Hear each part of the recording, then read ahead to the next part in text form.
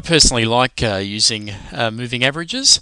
I'm not a big fan of indicators, but I think moving averages provide us a very simple way of analysing trends. And there's a number of different types of moving averages we can use, and of course the biggest variable that we all worry about with moving averages is what time frame to use. So there's those two variables we need to work out, the time frame and the type of moving average we're going to use. Now this is a chart of Maybank where we have a 50-day or 50-period simple moving average on the chart. So you can see the yellow line here simply represents the medium-term trend. Now why do I say medium term? Because the 50 days is roughly 2.5 months, and I view that as medium term. So it's providing us an overall direction or trend or overall movement of this particular stock. So we can see through this period here, which lasted several months, generally speaking, the overall trend was heading up. And then as we got to this period here, the general trend was sideways. Notice it dipped down here, and eventually the moving average, of course, caught up, because we know it is a lagging indicator. And then it's moved back over the moving average and started to head back up again. But the two key variables, as I mentioned, are time frame and different type. Now I'll just talk about different type. Firstly, with our moving averages, we can change to a number of different types or methods of calculation. So this is the calculation and how we calculate all the variables and the numbers in the series to determine the average value in the moving average. And of course I've got here a simple, but other common ones are exponential and weighted.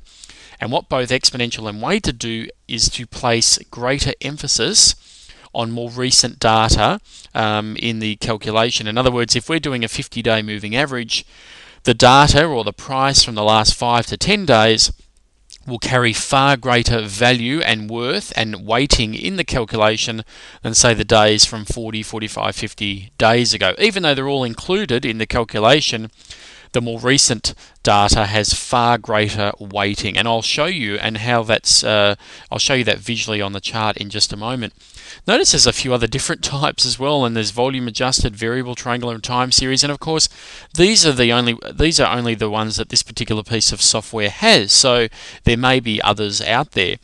And again, a lot of these just really place different emphasis or weighting on different data in the time series, in the, say, the 50 days that I'm using here.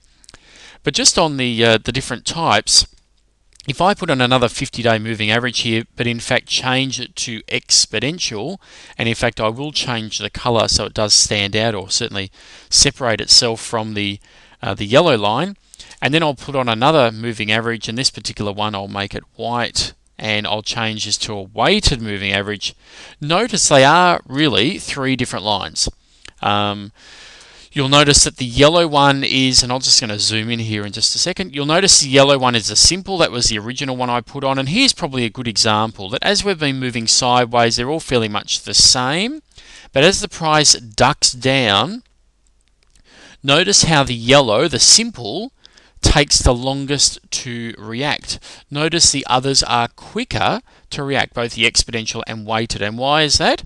Because the greater emphasis on this data here compared to the data 2.5 months ago.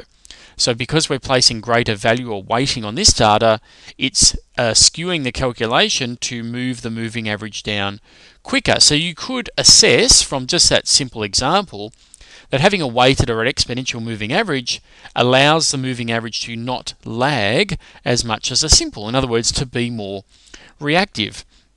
And that's certainly, by the nature of its calculation, that's exactly what it's designed to do. But I have noticed that you can sort of play around a little bit with the time frames to ensure that both a simple and perhaps a weighted or an exponential look almost very similar. What I'll do is I'll just get rid of one of those moving averages. I'm going to change this simple one here to just an 18-day simple moving average, and I'm going to change the white one here to a 13-day weighted moving average. How about we just change it to an exponential? Right, an exponential moving average. Now notice I've got now a 13-day weighted, a 13-day exponential and an 18-day simple, notice they are quite similar lines. The time period is different. I understand that, 13 and 18, but one is a simple and one is a weighted, and you'll notice that for most of this stock, they are fairly much the same line. Granted, it does probably turn a day or two earlier through this series here and is just that little bit quicker to react, but I would argue for the bulk of this stock here, where it has been moving up and down over a period of a year here, you could argue that so far as trading is concerned and practical application of moving averages, I would argue they are basically the same line, and really one doesn't really provide you a great advantage over the other. I'll just get rid of the 13-day moving average there. The other thing I want to talk about is time period. If I just change this one here to a 21. Now, why did I select 21? Well, people often use Fibonacci numbers, the numbers from the Fibonacci sequence, to determine what moving average they're going to use. So they'll use something like a 5 or an 8, 13, 21, 34, 55, and the list goes on to infinity. So people will tend to gravitate towards those Fibonacci numbers, and you won't see someone generally using a 20-day moving average.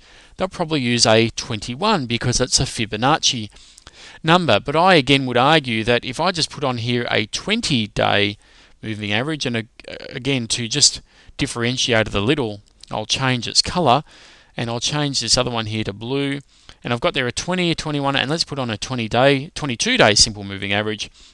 Again, so far as trading is concerned and the practical application of these moving averages, I think you could put forward a fairly strong argument so far as trading is concerned that they are identical lines. Yes, mathematically they are not identical lines, and you can see here they separate ever so slightly, but even here where they separate, to apply them differently or interpret them differently, I think is probably taking our trading to the complex level, because as far as I'm concerned, I think they're fairly much the same line. One more thing about moving averages. I think depending on your time frame, that will determine really the application of moving averages. Now, for my medium-term conservative sort of trading style, I think moving averages are terrific because they provide me a great general overview of the trend of a stock. So if I was to perhaps change one of these moving averages here, and I'll change it to a 150-day, say, simple moving average. Notice it's a completely different line there. I think it provides me a fairly, and this is over a period of years here, several years, I think it provides a fairly general overview of the direction of this stock. And we can see over the last 12 months or so that the trend has not been up. So this is probably something that I would not consider buying, because one of my rules in my medium-term trading is I want the stock to be trading above the moving average as it is here. However, I also want the moving average to be going up. So for the last, say, 12 months or so in this particular stock, this particular chart, this stock would be of no interest to me because the moving average has been going down, and even when the price has been above the moving average here, the moving average has still been going down. So I think it's a very clinical, simple, easy to interpret way of determining the overall trend of a particular stock. Now let's work our way back down to the other end of the scale so far as time is concerned. If you are trading very short term and analysing hourly, 60-minute charts, 2-hour charts, daily charts for your trading, which is very short term in nature, I would argue that moving averages perhaps have little relevance and little use and application when you are considering such short-term trading styles. And everyone knows that moving averages are lagging indicators, of course, and they do take time to react. But when you're trading such short-term, often you cannot afford the time and the delay in waiting for those moving averages to lag behind and then eventually react to the price action. So when we're talking about short-term, I think moving averages lose their relevance. So far as medium-term trading is concerned, I think they are a terrific clinical way of analysing trends.